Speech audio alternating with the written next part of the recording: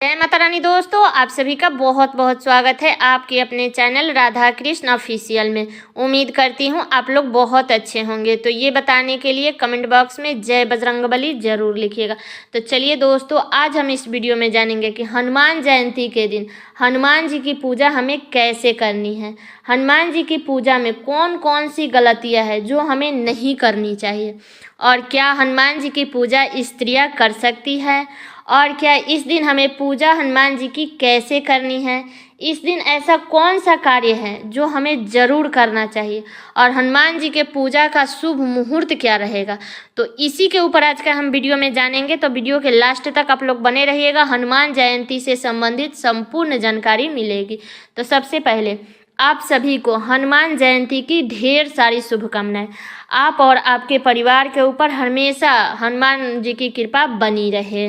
तो सबसे पहले बता दूं कि चैत मास के शुक्ल पक्ष की पूर्णिमा तिथि को हनुमान जयंती मनाई जाती है। तो बता दूं कि बजरंगबली हनुमान आज सशरीर धरती पर है, इसीलिए हर साल चैत मास के शुक्ल पक्ष की पूर्णिमा तिथि को हनुमान जन्म उत्सव के रूप में मनाया जाता है। बजरंगबली के नाम ले लेने से सभी प्रकार के दुख, संकट, भूत पिशाच कोसों दूर भाग जाते हैं। तो बता दूं कि साल 2024 में 23 अप्रैल को हनुमान जयंती मनाई जाएगी, और इस दिन चैत पूर्णिमा भी है। तो बता दूं कि हनुमान जन्म उत्सव 2024 में सालों बाद ऐसा शुभ संयोग बन रहा है।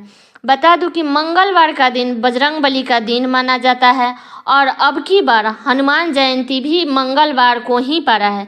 तो हनुमान जन्म उत्सव मंगलवार को पड़ने के कारण इस दिन का महत्व और अधिक बढ़ गया है। तो बता दूं कि साल भर में 2 बार हनुमान जन्म उत्सव मनाया जाता है, एक चैत मास के पूर्णिमा तिथि पर और दूसरा कार्तिक मास के कृष्ण पक्ष में चतुर्दशी तिथि पर।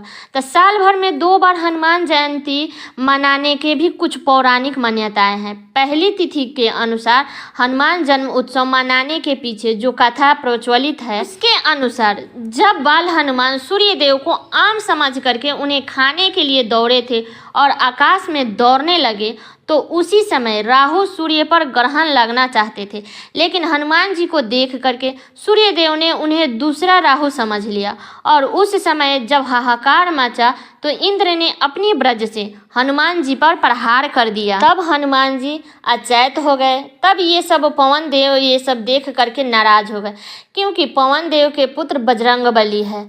तब पूरे संसार की वायु पवन देव ने रोक दिया। तब सभी देवी देवता बहुत परेशान हो गए और उन्हें मनाने लगे, और हनुमान जी को जीवन दान दे करके अनेक वरदान दिए। और उस समय चैत महीना के पूर्णिमा तिथि थी, इसीलिए चैत पूर्णिमा के दिन हनुमान जी का जन्म उत्सव मनाया जाता है। और साल में दूसरी हनुमान जन्म उत्सव मनाने के पीछे भी पौराणिक कथा है। महर्षि वाल्मीकि जी के रामायण के अनुसार हनुमान जी जब माता सीता से मिलने गए थे, तब हनुमान जी की भक्ति और उनके भाव को देख करके माता सीता ने बजरंगबली को नरक चतुर्दशी तिथि को अमर होने का वरदान दिया था। ये तिथि दीपावली से एक दिन पहले मनाई जाती है। बता दूं कि हनुमान जी भगवान शिव के 11वां रुद्र अवतार माने जाते हैं, इसीलिए कलयुग में हनुमान जी की पूजा करने से बहुत जल्दी सभी इच्छाएं पूर्ण होती है। और बजरंगबली का इस दिन पूजा करने से ग्रह पूरा और शनि ग्रह से भी मुक्ति मिलती है। तो 23 अप्रैल को हनुमान जी की पूजा करने के लिए अभिजीत मुहूर्त में अमृत काल का जो समय होता है वो सबसे उत्तम समय माना जाता है। तो 23 अप्रैल का जो अभिजीत मुहूर्त रहेगा, जिस समय में हमें बजरंगबली का पूजा करना है, तो उस दिन अभिजीत मुहूर्त रहेगा 23 अप्रैल को 11:59 से लेकर के और 12:50 तक। और इस दिन अमृत काल का समय रहेगा दोपहर में 3:27 से लेकर के और 5:13 तक। तो इस समय में कोई भी पूजा आप हनुमान जी का विशेष अगर पूजा करना चाहते हैं, हनुमान जी को प्रसन्न करने के लिए चाहते हैं, तो कोई भी अगर आप उपाय करना चाहते हैं किसी भी मनोकामना के लिए, तो इस समय में पूजा करने पर सभी इच्छाएं सभी मनोकामनाएं पूर्ण होती है। हमें तो बजरंगबली की पूजा तो सुबह में करना ही है, लेकिन अभिजीत मुहूर्त में ही जिस मनोकामना से करना चाहते हैं उन्हें जरूर करना चाहिए। इस दिन राहु काल का समय रहेगा 23 अप्रैल को दोपहर में 3 बजे से लेकर के और 4:30 तक। तो आप सभी को पता ही है कि राहु काल के समय में कोई भी पूजा पाठ, कोई भी शुभ कार्य नहीं किया जाता है। ये एक अशुभ समय माना जाता है। तो अब चलिए जान लेते हैं कि हनुमान जी के पूजा में हमें हनुमान जयंती के दिन कौन सी ऐसी गलतियां हैं जो भूल से भी नहीं करनी है। तो पहली है, हनुमान जी के पूजा में भूल से भी चना अमृत का प्रयोग ना करें, क्योंकि नहीं किया जाता है। और दूसरी है, हनुमान जी के पूजा उस समय पर करें जिस समय घर में किसी भी प्रकार का सूतक ना लगा हो, चाहे वो जन्म का सूतक हो या मृत्यु का सूतक हो। तो सूतक में 13 दिन तक बजरंगबली की पूजा घर में कोई भी सदस्य घर का नहीं करेगा। तो इस बात का ध्यान रखिएगा, ठीक है। और तीसरा बता दूं कि जो लोग हनुमान जी का व्रत करते हैं उन्हें चाहे मंगलवार का दिन हो या हनुमान जयंती का दिन हो, इस दिन भूल से भी नमक का सेवन नहीं करना चाहिए। तो ये हो गया। अब चौथा नियम जान लेते हैं। तो चौथा है, बजरंगबली के पूजा में काले या सफ़ेद रंग का वस्त्र धारण करके हनुमान जयंती के दिन या कोई भी मंगलवार के दिन हमें पूजा नहीं करनी है। इस दिन आप लोग ज़्यादा कोशिश करें कि लाल कलर का वस्त्र धारण करके पूजा करें, या पीला भी पहन सकते हैं, नहीं तो ऑरेंज कलर भी पहन करके पूजा कर सकते हैं। अब चलिए पांचवा नियम जान लेते हैं कि जो लोग बजरंगबली की पूजा करते हैं उन्हें उस दिन मंगलवार के दिन ब्रह्मचर्य का पालन करना चाहिए। तो इस बात का विशेष करके ध्यान रखें, चाहे वो स्त्री हो या पुरुष हो, क्योंकि बजरंगबली ब्रह्मचर्य थे, इसीलिए हमें उस दिन ब्रह्मचर्य का पालन जरूर करना चाहिए। छठा नियम है, जो भी स्त्री बजरंगबली की पूजा करती है, आराधना करती है, उन्हें उस दिन भूल से भी बजरंगबली को स्पर्श नहीं करना चाहिए। ऐसे तो किसी को भी किसी भी मूर्ति का स्पर्श नहीं करना चाहिए। जो रहता है पूजा, अगर मंदिर में भी जाते हैं तो कोई पुजारी रहता है तो आप उनसे प्रसाद चढ़ा दीजिए, क्योंकि हम लोग रास्ते में से जाते हैं, फिर कहाँ पैर पड़ता है नहीं पड़ता है उतना शुद्धिकरण का हम लोग का ध्यान नहीं रहता है, इसलिए हमें किसी भी मूर्ति को स्पर्श नहीं करना चाहिए। और बजरंगबली को स्पर्श तो स्त्री को बिल्कुल भी नहीं करना चाहिए। आप अलग से उन्हें प्रसाद चढ़ा सकते हैं, उनके चरणों में आप प्रसाद चढ़ा दीजिए, अलग से गोर लाग लीजिए, लेकिन उनको स्पर्श मत कीजिएगा। अब सातवां नियम जान लेते हैं कि हनुमान जी की मूर्ति हो या तस्वीर हो, जो भी आप पूजा करती है वो टूटी फूटी नहीं होनी चाहिए।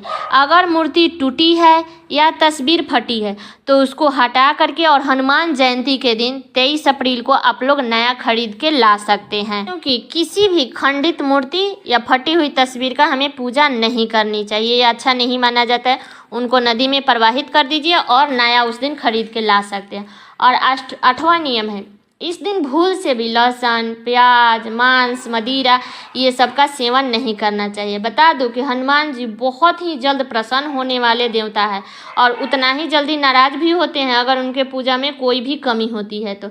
इसलिए भक्तों के घर में बिल्कुल भी इस दिन कलह क्लेश नहीं होना चाहिए, मांस मदिरा का सेवन नहीं करना चाहिए। तो इस बात का हमें खास करके ध्यान रखना चाहिए कि हनुमान जयंती के दिन या कोई भी मंगलवार का अगर आप व्रत करते हैं तो उस दिन हमें ये सब गलती नहीं करनी चाहिए।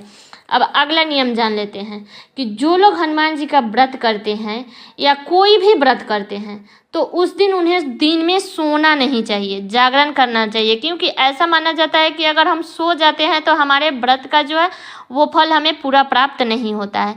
इसलिए हमें दिन में नहीं सोना चाहिए। इस बात का हमें खास करके ध्यान रखना है कि बजरंगबली के पूजा में हमें ये सब गलतियां नहीं करनी है।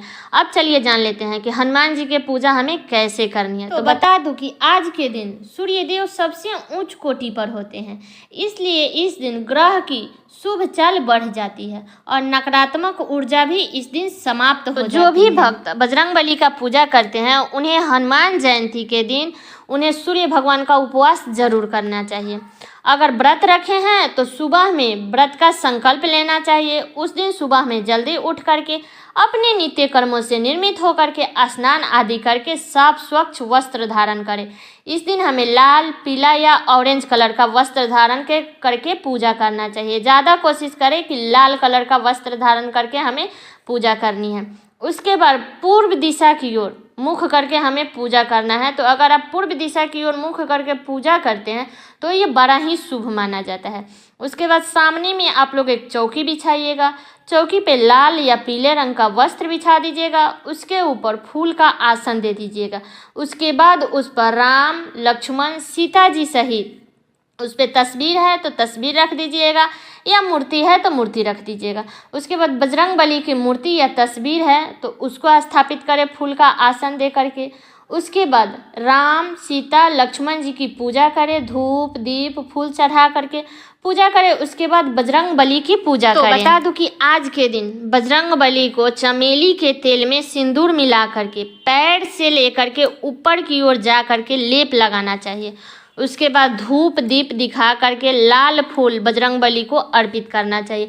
आज के दिन बजरंग बली को कनेर का फूल अर्पित करने से बजरंग बली बहुत जल्द प्रसन्न हो जाते हैं। तो आज के दिन बजरंग बली को चने, गुड़ या मोतीचूर के लड्डू अर्पित करना चाहिए। हनुमान जी के भोग में तुलसी पत्र जरूर डालें। इस दिन हनुमान चालीसा का पाठ करें, सुंदरकांड का पाठ करें। इस दिन रामायण का पाठ करना भी बहुत शुभ माना जाता है। तो आप चाहे तो सुंदरकांड का भी पढ़ सकते हैं, हनुमान चालीसा भी पढ़ सकते हैं, या रामायण का भी पाठ कर सकते हैं। उसके बाद हमें इस दिन सबसे पहले श्री राम जी की आरती, उसके बाद बजरंग बली की आरती करनी चाहिए, क्योंकि हनुमान जी श्री राम जी का अति प्रिय भक्त थे और हनुमान जी के हृदय में श्री राम जी सीता सहित विराजमान रहते हैं। इसीलिए श्री राम जी के पहले पूजा करने से हनुमान जी अत्यंत प्रसन्न रहते हैं और अपने भक्तों को शुभ फल बहुत जल्द ही देते हैं। और उसके बाद हमें हनुमान जी की कपूर से आरती करनी है। आरती करने के बाद हमें पूजा में जो भी कमी हुई है उसके लिए हमें क्षमा याचना करनी है। पूजा में जो भी जाने अनजाने में गलती हो जाती है, जो हम लोगों को समझ में नहीं आता है, उसके लिए हमें पूजा के लास्ट में क्षमा जरूर मांगना चाहिए। तो ये वीडियो मेरा यहीं तक का था। कैसा लगा ये वीडियो आप लोग कमेंट करके ज़रूर बताइएगा, और चैनल पे नए आए हैं तो सब्सक्राइब कर लीजिएगा, बेल आइकन को प्रेस कर दीजिएगा, जिससे मेरे वीडियो का नया नोटिफिकेशन आप सभी के पास में सबसे पहले पहुंचे। और वीडियो को लाइक कर दीजिएगा, क्योंकि आपकी एक लाइक से मुझे बहुत ही मोटिवेट मिलता है। तो वीडियो को लाइक कर दीजिएगा और वीडियो को शेयर कर दीजिएगा, ताकि हर कोई हनुमान जयंती के दिन हनुमान जी के पूजा से संबंधित पूर्ण जानकारी प्राप्त कर सके। तो चलिए दोस्तों, मिलती हूँ अगले वीडियो में किसी नए वीडियो के साथ में। तब तक के लिए नमस्कार।